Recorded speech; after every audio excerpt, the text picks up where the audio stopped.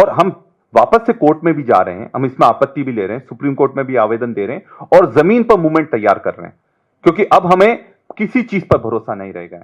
अब तो जनता रोड पर आएगी, जब वो तक वो जनता रोड पर नहीं लड़ेगी तब तक उनके अधिकार इसी तरह से कुचले जाएंगे। इस देश में 90% को बाहर रखने का एक बहुत बड़ा षड्यंत्र रचा जा रहा है।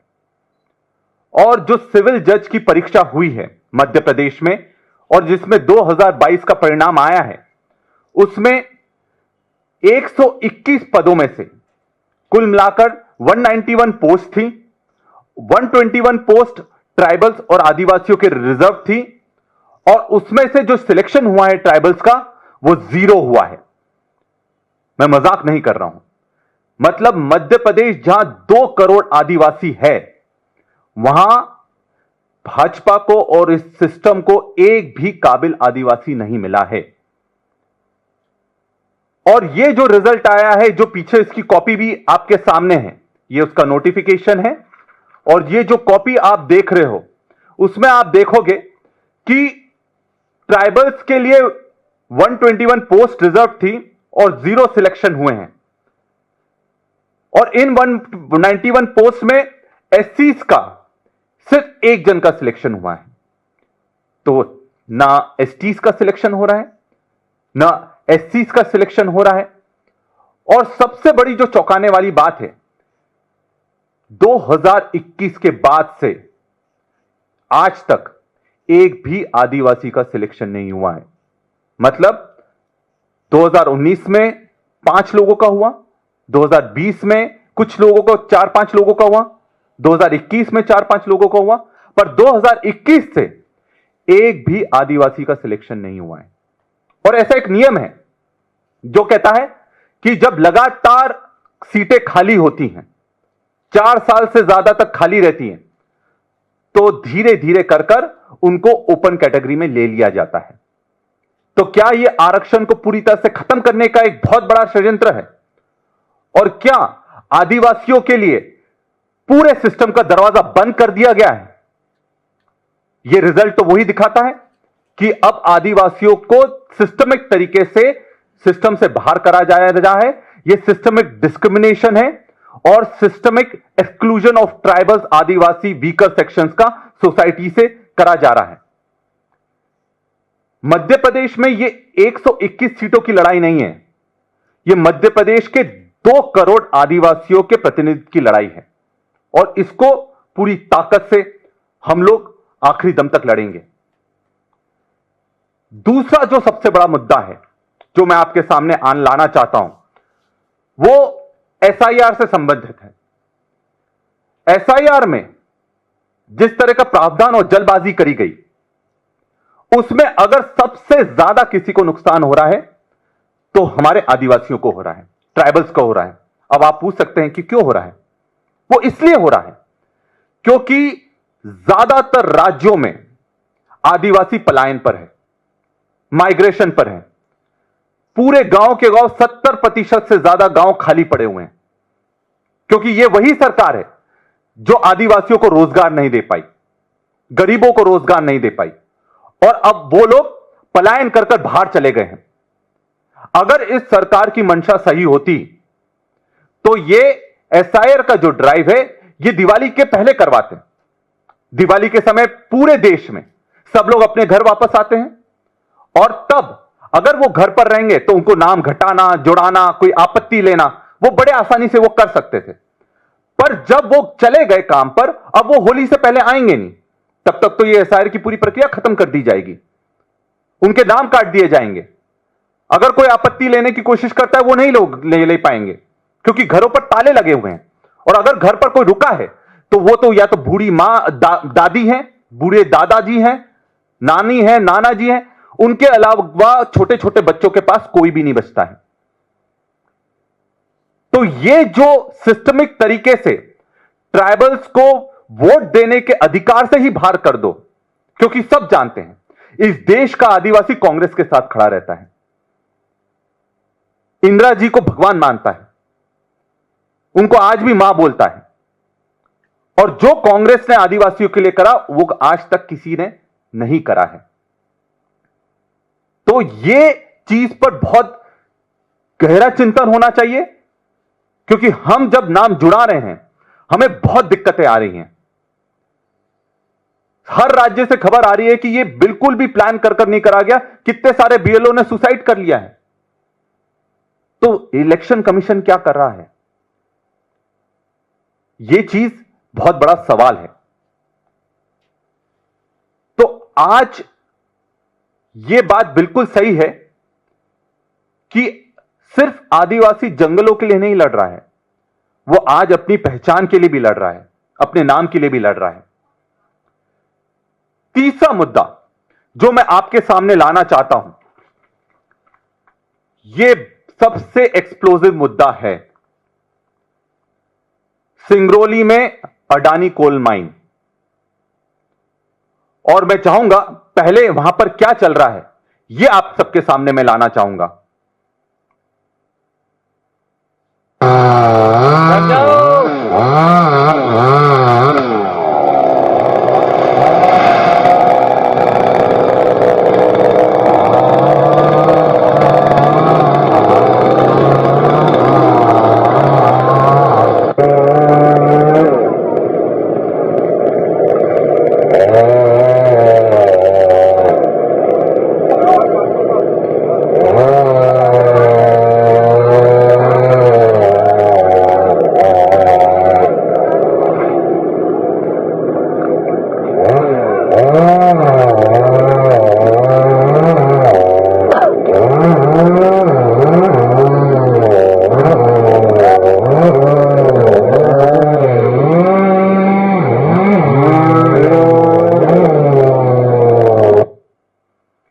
ये आपने जो वीडियो देखा है, ये अभी वहां पर जो कटाई चल रही है उसका सीधा वीडियो है।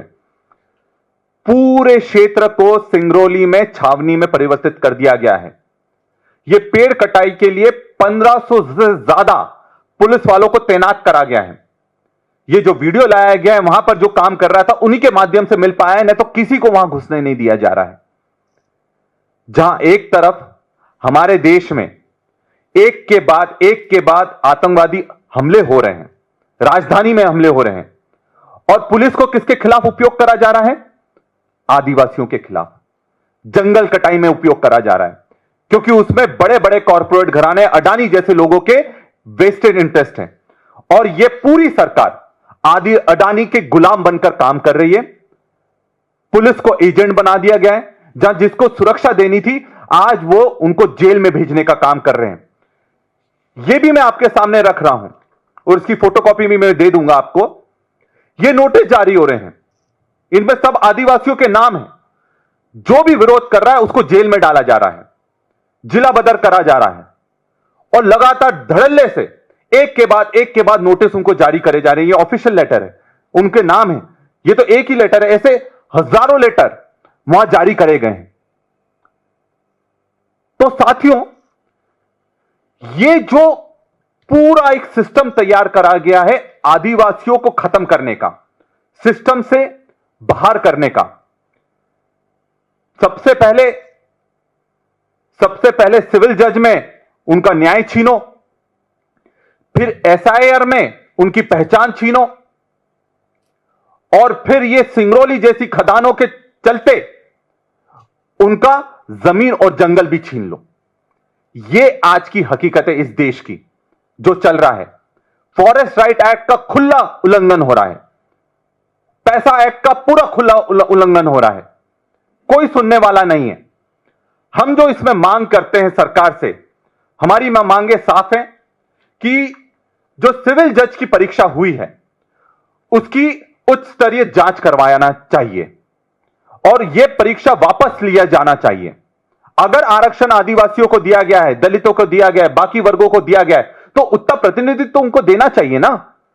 आप उनको सिस्टम में लाने के लायक नहीं बच रहे हो। और सिविल जज की मैं परीक्षा बता दूं, 2008 तक पीएससी पब्लिक सर्विस कमीशन के माध्यम से होती थी, अब वो जुडिशरी के अंडर चली गई है। जब से ये जुडिशरी के अंडर गई है, धीरे धीरे एक्सक्लूजन हो रहा है। मैं किसी पर आरोप नहीं लगा रहा हूं, मैं तो सबूत दे रहा हूं कि क्या चल रहा है। और ऐसा कैसे हो सकता है कि हमारा देश प्रदेश का, हमारे देश में कोई भी आदिवासी उस चीज के लिए एलिजिबल नहीं है। मतलब सिस्टम आपने पूरी तरह से हैक कर लिए हैं। और यही कारण है कि आज न्यायपालिका में भी हमारी आदिवासियों की जितने भी मुद्दे हैं, चाहे जल जंगल जमीन का मुद्दा हो, चाहे पैसा कानून का हो, चाहे लैंड डिस्प्यूट्स हो, चाहे बेल हो, यह हकीकत है। जो भी आदिवासी राज्य हैं वहां पर सबसे ज्यादा 60% से ज्यादा आदिवासियों को जेल में बंद कर रखा है, क्योंकि उनको बेल ही नहीं मिल पाती। उनके लिए लड़ाई लड़ेगा कौन? उनके परिवार को पता नहीं है कि वो जेल में है, और यह हकीकत है। ट्राइबल्स को लेकर हमें माइग्रेंट पॉलिसी तैयार करना चाहिए इस देश को। इतने सारे लोग पलायन पर काम करते हैं, जब दूसरे राज्यों में काम करने जाते हैं तब उनका जबरदस्त तरीके से शोषण होता है। और जहां तक सिंगरौली की ये जो घटना है, इसकी जुडिशियल इंक्वायरी होना चाहिए। इस तरह से तो पूरे देश के पेड़ काट दिए जाएंगे।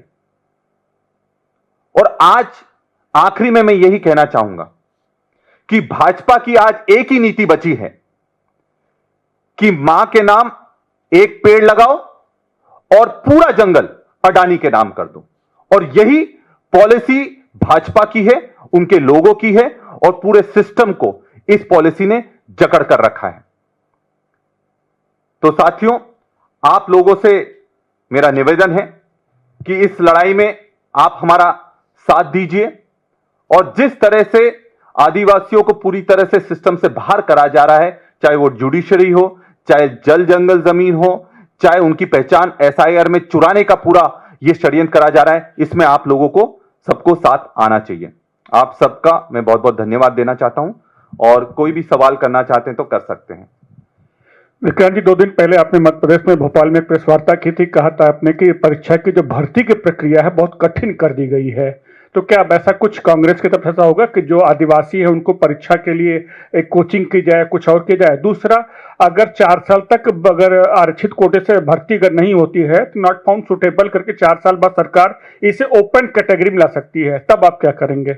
देखिए, यही चीज की हम लड़ाई लड़ रहे हैं कि अगर उन्होंने नॉट फाउंड सुटेबल कर कर आपने उसको ओपन कर दिया तो हम लोग कहां जाएंगे?